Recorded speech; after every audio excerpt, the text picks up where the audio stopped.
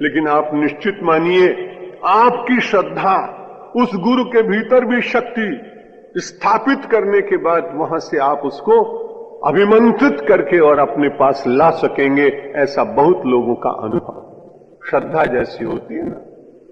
बहुत लोग हो गए, गीता का दोहन कोई नहीं कर पाया, लेकिन केवल एक अर्जुन ऐसा हुआ जिसने जगत गुरु श्री कृष्ण भगवान के पास श्रद्धा के द्वारा युद्ध के मैदान में उनको गाय के रूप में प्राप्त करके मानो सर्वोपनिषदों गाओ दोग्धा गोपाल नंदनहा, गोपाल नंदन को दोग्धा बनाकर और गीता रूपी अमृत सारे संसार को दिया। पार्थो वत्सहा, अगर वहां पार्थ वत्स न होता तो गीता आती नहीं। बछड़ा रूपी अर्जुन वहां न होता तो श्री कृष्ण श्री गीतामृत संसार को न दे पाते। इसलिए वहां भी प्रपन्न होकर उसने भगवान से प्रार्थना की और गीता आई। यहां वशिष्ठ जी महाराज को कह रहे हैं, भैया तुम जाओ और राजा दशरथ तुम एकांत में बैठकर चिंता छोड़ो और अपने गुरु के साथ बातचीत करो। किं करोमि गुरो रामम त्यक्तुम नोत्सहते मनः। विश्वामित्र जी अलग बैठे, दूसरे कक्ष में बैठ गए और राजा दशरथ ने कहा, महाराज आज तो बड़े संकट में पड़ गया। क्या संकट आ गया?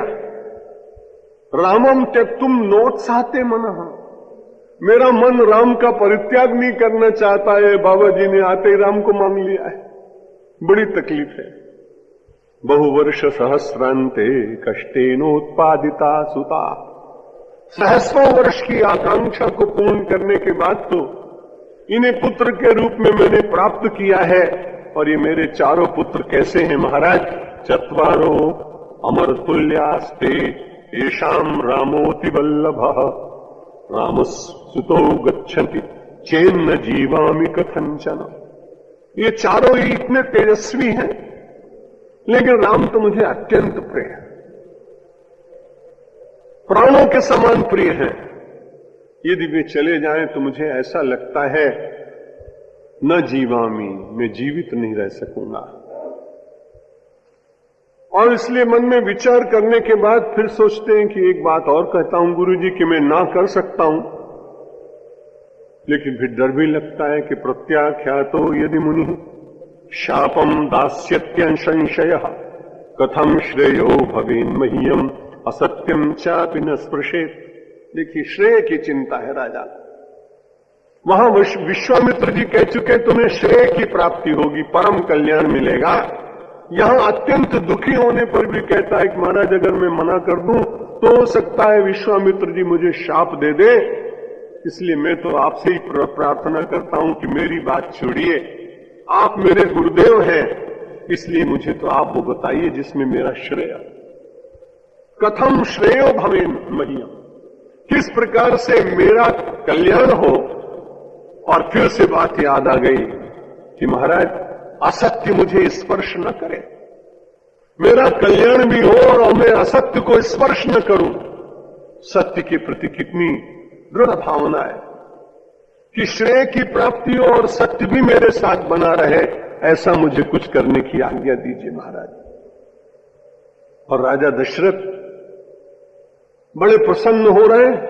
और जो उनको संपत्ति मिली थी, आपको स्मरण होगा अभी 2-3 श्लोकों पहले मैंने कहा था, तद विदा यदि गृहम यान्ति तत्रैव आयान्ति संपदा।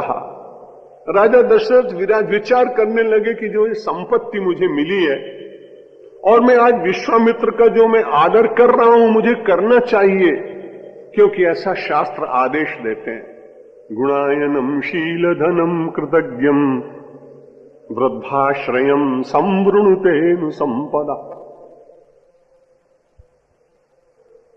किनके पास संपत्ति आती है? श्रीमद् भागवत का श्लोक है, राजा पृथु संन्यास लेने जा रहे हैं, उससे पूर्व उन्होंने कहा अपने प्रजाजनों, प्रसीदताम ब्रह्म गवांश्च जनार्दनः सानुचरश्च मह्यम।